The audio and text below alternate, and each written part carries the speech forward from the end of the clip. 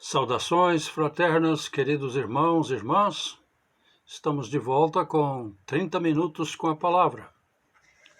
Estamos agora no final do capítulo 24, final do capítulo 24, versículo 22, continuando com a narrativa exaustiva, bonita, bela, de Lucas sobre os dias de Paulo no final da sua carreira. Oremos. Tu tens sido nosso esteio, baluarte, fortaleza, rocha, ó Deus. Agora, pela força que teu Espírito dá à tua palavra, nós rogamos a presença dele em nossos corações. Rogamos isto em nome de Jesus. Amém. Bom, Paulo está perante Félix, governador em Cesareia, fez a sua defesa e aqui tomamos a narrativa. Eu já aviso os irmãos que a narrativa agora corre solta. Lucas está colocando o grande ponto deste livro é como Paulo vai chegar até Roma e como o evangelho chegará até Roma. E aqui está Paulo testemunhando, defendendo-se, preso. E todos os detalhes que nós temos nos indicam que Lucas está bem por dentro da coisa, provavelmente bem presente. Nós sabemos isso porque quando ele finalmente sai em viagem, voltamos àquela primeira pessoa do plural, nós. Vamos lá, versículo 22. Félix, porém, que era bem informado a respeito do caminho, adiou a questão, dizendo: quando o comandante Lísias tiver descido, então tomarei inteiro conhecimento da vossa causa. E ordenou ao centurião que Paulo ficasse detido, mas fosse tratado com brandura, e que a nenhum dos seus proibisse servi-lo. Os seus parentes, os seus chegados, leia aí Lucas, leia aí, quem sabe, Silas, Timóteo, não sabemos. Alguns dias depois, vindo Félix com sua mulher Drusila, que era judia, mandou chamar a Paulo e ouviu acerca da fé em Cristo Jesus. E discorrendo ele sobre a justiça, o domínio próprio e o juízo vindouro, Félix ficou atemorizado e respondeu: por ora vai-te, e quando tiver ocasião favorável eu te chamarei. Olha o que atemorizou o nosso querido amigo Félix. O que o atemorizou foi Paulo falando sobre a justiça, o domínio próprio e o juízo vindouro. Dá para assustar alguém que tem boa consciência. Esperava ao mesmo tempo que Paulo lhe desse dinheiro. Então não é uma pessoa de boa consciência, é uma pessoa que está querendo receber um suborno para quem sabe soltá-lo. Pelo que o mandava chamar mais frequentemente e conversava com ele. Mas passado 2 anos,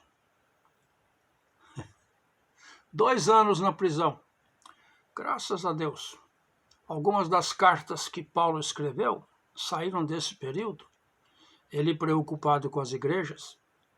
Mas, passado 2 anos, teve Félix por sucessor a Pórcio Festo, e querendo Félix agradar aos judeus, deixou a Paulo preso.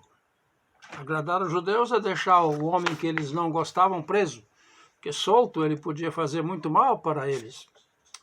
Bom, capítulo 25, começando.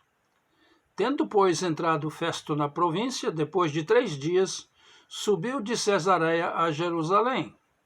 E os principais sacerdotes e os mais eminentes judeus fizeram-lhe queixa contra Paulo em detrimento deste, lhe rogavam o favor de o mandar a Jerusalém armando ciladas para o matarem no caminho. Ainda estão perseguindo Paulo até quando ele está na prisão. Ciladas para matá-lo. Mas Festo respondeu que Paulo estava detido em Cesareia e ele mesmo brevemente partiria para lá. Portanto, disse ele, isso aqui é Festo, as autoridades dentre vós desçam comigo, e se há nesse homem algum crime, acusem-no. tendo se demorado entre eles não mais de 8 ou 10 dias, desceu a Cesareia, e no dia seguinte, sentando-se no tribunal, mandou trazer Paulo. Mais uma vez, Paulo está perante reis e governadores, defendendo. Versículo 8. Paulo, porém, respondeu em sua defesa: nem contra a lei dos judeus, nem contra o templo, nem contra César tenho pecado em coisa alguma. Bom, tratou de tudo. Não quebrei a lei dos judeus, eles sabiam isso. Não falei mal do templo, nem falei mal de César. 9. Todavia Festo, querendo agradar aos judeus, respondendo a Paulo, disse: queres subir a Jerusalém e ali ser julgado perante mim acerca destas coisas? Mas Paulo disse: estou perante o tribunal de César, onde devo ser julgado. Nenhum mal fiz aos judeus, como muito bem sabes. Se, pois, sou malfeitor e tenho cometido alguma coisa digna de morte, não recuso morrer. Mas se nada há daquilo que estes me acusam, ninguém me pode entregar a eles. Apelo para César. Opa! Aqui é um momento, vamos dizer, um vertedor de águas na história. Antes disso, Paulo estava sujeito a ser talvez julgado pelos judeus, ou, como estava sendo aqui, julgado pelos romanos. Mas como o próprio Festo e o Félix não tinham dado nenhuma condenação a Paulo, ele fez o que todo cidadão podia fazer: apelar à justiça superior. Apelo a César não significa necessariamente estar perante César, mas perante a justiça na capital romana. Vocês não querem tomar uma decisão? Eu apelo a César. Então Festo, tendo falado com o conselho, respondeu: apelaste para César? Para César irás. Acho que Festo sentiu que era bem melhor mandar ele embora para Roma e ficar livre desse problema pernicioso, chato, áspero com os judeus.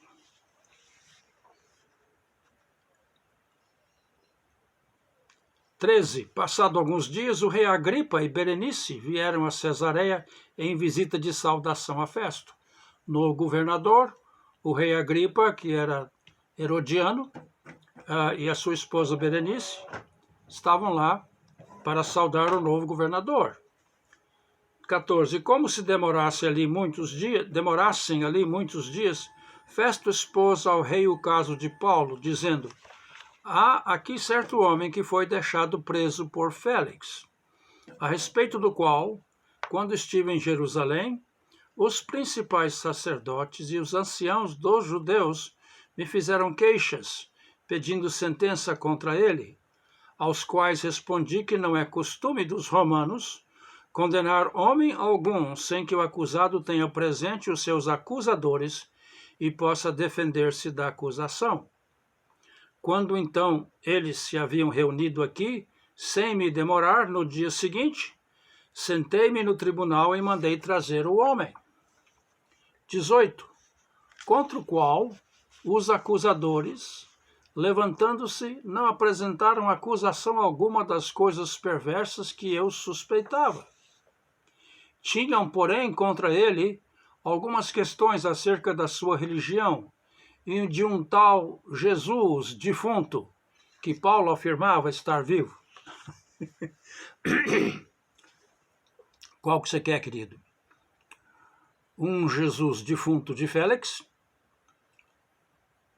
Ou de Festo, quer dizer? Um Jesus defunto de Festo? Ou um Jesus vivo de Paulo? Melhor ainda, você tem a oportunidade de ter um Jesus vivo de você mesmo.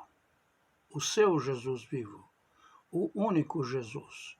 O Jesus que ressuscitou. Interessante como esse sentido que os outros tinham de que um líder do passado Jesus estava morto, batia de frente com aquilo que Paulo e todos os outros cristãos afirmavam, que Jesus tinha ressuscitado. Versículo 20. Continua Festo. E estando eu perplexo quanto ao modo de investigar estas coisas, perguntei se não queria ir a Jerusalém e ali ser julgado no tocante às mesmas. Mas apelando para que fosse reservado ao julgamento do imperador, mandei que fosse detido até que o enviasse a César. Então Agripa, o rei visitante, disse a Festo: Eu bem quisera ouvir este homem. Respondeu-lhe ele: Amanhã o ouvirás. No dia seguinte, vindo Agripa e Berenice com muito aparato, significa que com toda a pompa e circunstância de um rei oriental, entraram no auditório com os chefes militares e homens principais da cidade. Pompa e circunstância. Então, por ordem de Festo, Paulo foi trazido. Disse Festo: Rei Agripa e vós todos que estáis presentes conosco, vedes este homem por causa de quem toda a multidão dos judeus, tanto em Jerusalém como aqui, recorreu a mim, clamando que não convinha que ele vivesse mais. Matem Paulo, matem Paulo. Eu, porém, achei que ele não havia praticado coisa alguma digna de morte. Está lembrado de um outro governador que disse mais ou menos a mesma coisa? Um tal de Pôncio Pilatos. Quando trouxeram Jesus para ele, ele examinou e disse: Não acho causa de morte nele, crime de morte nele, não. Pois é. Eu, porém, achei que ele não havia praticado coisa alguma, versículo 25, digna de morte, mas havendo ele apelado para o imperador, resolvi remetê-lo, do qual não tenho coisa certa que escreva meu senhor, não tenho nada a dizer ao imperador. Coisa certa não sei, e por isso perante vós o trouxe, principalmente perante ti, ó rei Agripa, para que, depois de feito o interrogatório, tenha eu alguma coisa que escrever. Eu preciso ter uma razão para mandá-lo a César, ao imperador. Porque não me parece razoável enviar um preso e não notificar as acusações que há contra ele. Desculpe, mas isso é lógica. Vou mandar para o imperador e o imperador vai dizer: por que você está me mandando este homem? Nada. Capítulo 26. Depois Agripa disse a Paulo: É-te permitido fazer a tua defesa. Não esqueça que a justiça romana era muito clara sobre isso. O acusado podia se defender ou pessoalmente ou por através de advogado. A jurisprudência era muito clara como seria um condenado, ou melhor, um acusado tratado perante a lei. Então Paulo, estendendo a mão, começou a sua defesa.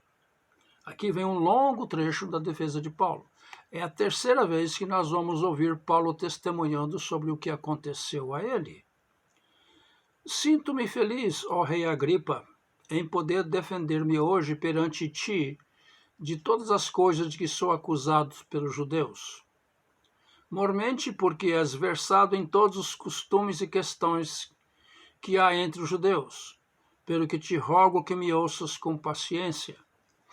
Esse é o famoso exórdio, o começo.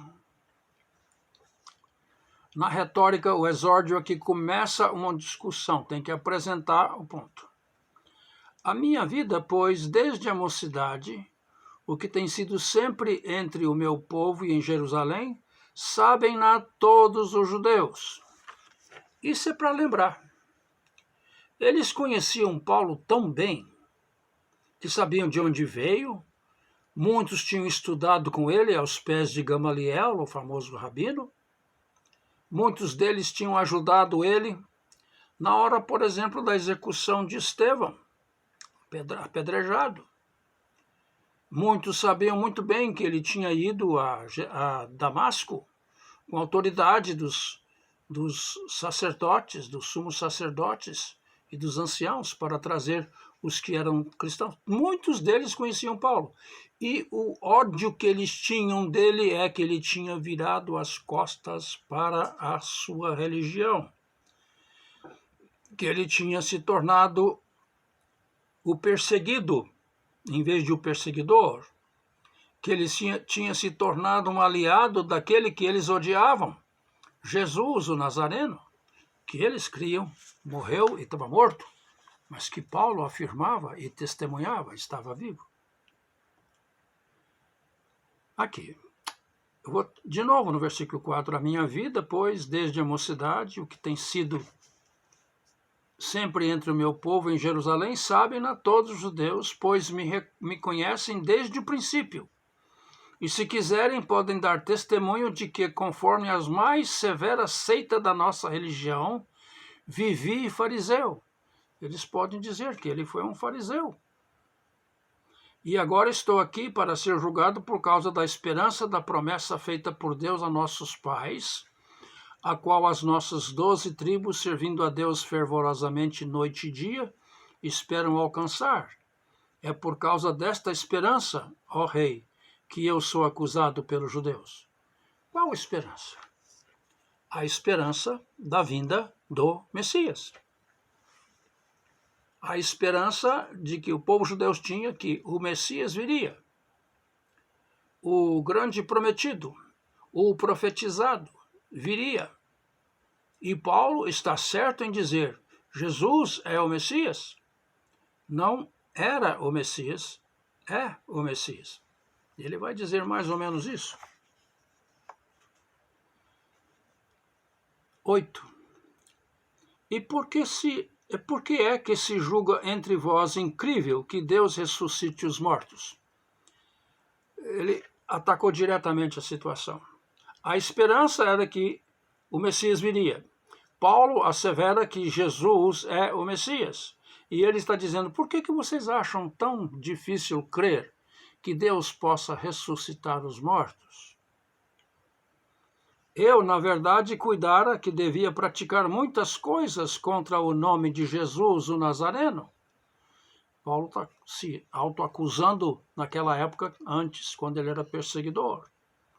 E que, com efeito, fiz em Jerusalém, pois, havendo recebido a autoridade dos principais dos sacerdotes, não somente encerrei muitos dos santos em prisão, aqui ele está chamando os cristãos, irmãos dele, de santos, como também dei o meu voto contra eles quando os matavam, leia-se Estevão e outros, e castigando-os muitas vezes por todas as sinagogas, obrigava-os a blasfemar. Por tortura, Paulo obrigava-os a negar a Jesus. E enfurecido cada vez mais contra eles, persegui-os até nas cidades estrangeiras. Olha, Agripa, eu acho que você sabe um pouco disso, mas eu era assim, um obstinado, supremamente zeloso perseguidor desta seita que era a antítese da minha religião. 12. Indo com este encargo a Damasco, munido de poder e comissão dos principais sacerdotes, ao meio-dia, ó rei, vi no caminho uma luz do céu, que excedia o esplendor do sol. Observa o detalhe. Ao meio-dia ele viu uma luz do céu que era mais forte do que a luz do sol. Obviamente algo sobrenatural. Vi no caminho uma luz do céu que excedia o esplendor do sol, resplandecendo em torno de mim e dos que iam comigo, a luz cercando-os. E caindo nós todos por terra, ouvi uma voz que me dizia em língua hebraica, Saulo, Saulo, por que me persegues? Dura coisa te é recalcitrar contra os aguilhões. Aguilhão. O ferrão que o carreiro tem para cutucar o boi é um aguilhão. Mas também o aguilhão era algo que era colocado atrás dos bois, como se fosse espinhos ou pontas. Se ele quisesse chutar contra o carro, ele recebia o choque de uma espetada, um espeto. Então é duro para você, Saulo, ficar chutando contra os aguilhões. O que é isso? Você está em dúvida, Saulo. É isso que Jesus está dizendo para ele.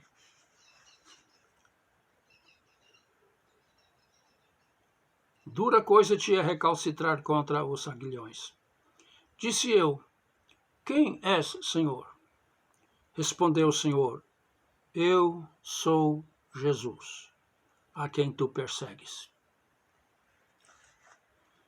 Capítulo 9, no capítulo anterior, nós vemos essa mesma descrição das coisas, mas as palavras são pungentes.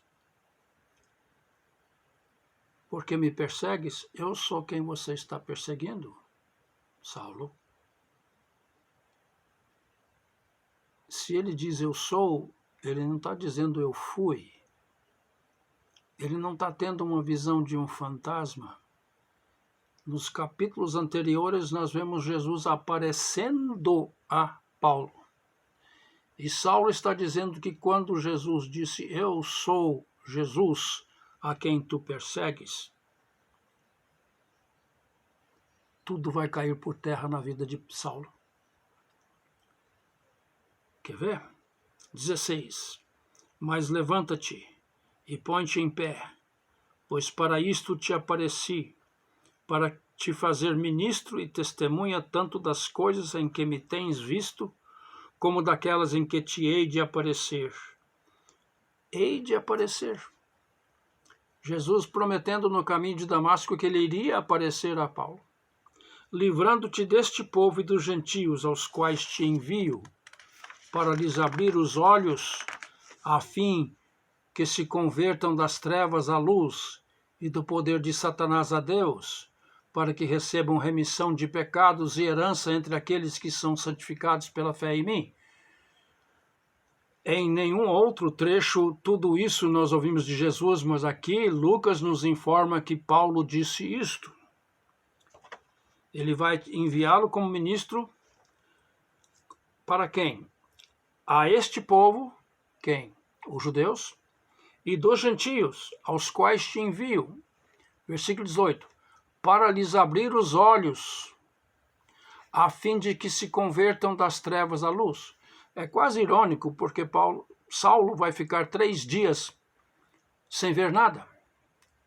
Seus olhos só vão abrir quando Ananias vem e põe a mão sobre ele e diz, Saulo, irmão. Para os judeus e para os gentios terem seus olhos abertos, se converterem das trevas à luz.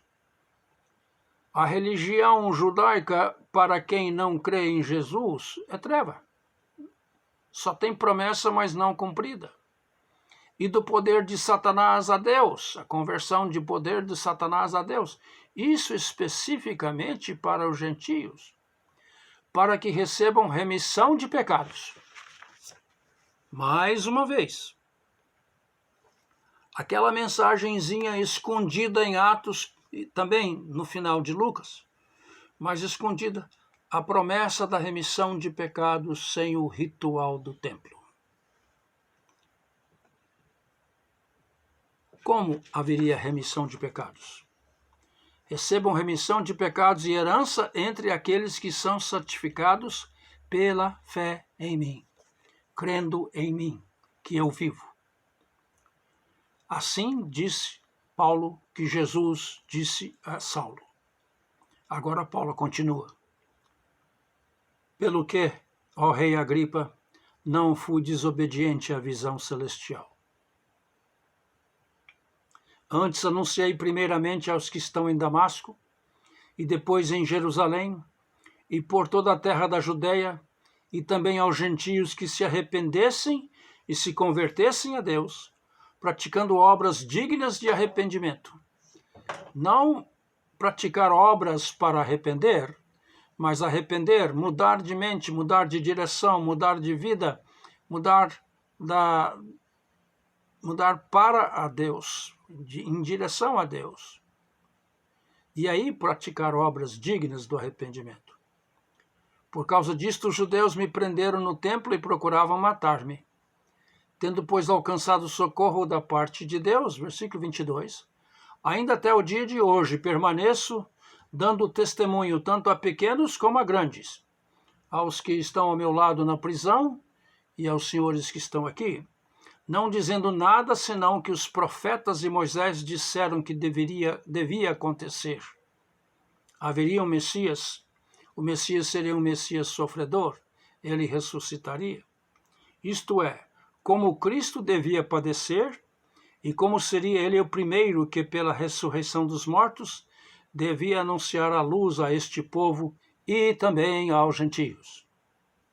Fazendo ele deste modo a sua defesa, disse Festo em alta voz: Estás louco, Paulo! As muitas letras te fazem delirar. Mas Paulo disse: Não deliro, ó excelentíssimo Festo. Antes digo palavras de verdade e de perfeito juízo. Porque, aqui diz Lucas, porque o rei diante de quem falo com liberdade sabe destas coisas, pois não creio que nada disto lhe é oculto, porque isto não se fez em qualquer canto. Ele está dizendo ao rei Agripa, o senhor sabe tudo isso, tudo que aconteceu comigo, a minha conversão, a minha pregação, a expansão do evangelho para os cristãos. Então ele faz esse apelo direto ao rei Agripa. Ele fala assim: crês tu nos profetas, ó rei Agripa? Sei que crês.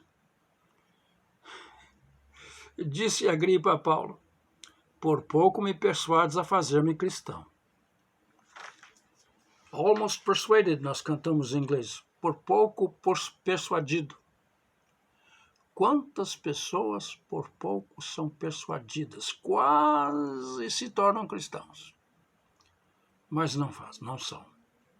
Respondeu Paulo: provera a Deus que, ou por pouco ou por muito, não somente tu, mas também todos quanto hoje me ouvem se tornassem tais qual eu sou, menos estas cadeias. Ele está algemado. E levantou-se o rei e o governador e Berenice e os que com eles estavam sentados, e retirando-se falavam uns com os outros, dizendo: este homem não fez nada digno de morte ou prisão. Então Agripa disse a Festo: este homem bem podia ser solto, se não tivesse apelado a César. Pois é. Daqui para diante é a viagem de Paulo para Roma. A narrativa muito detalhada. Lucas nos dá detalhes para, por exemplo, eu que sou um velejador aposentado, sei muito bem sobre velejar, detalhes que só ele podia dizer, que são realmente notáveis por sua clareza. Vamos pegar nos próximos capítulos, quem sabe daqui umas 2 vezes a gente termina este maravilhoso livro dos Atos dos Apóstolos. Até semana que vem.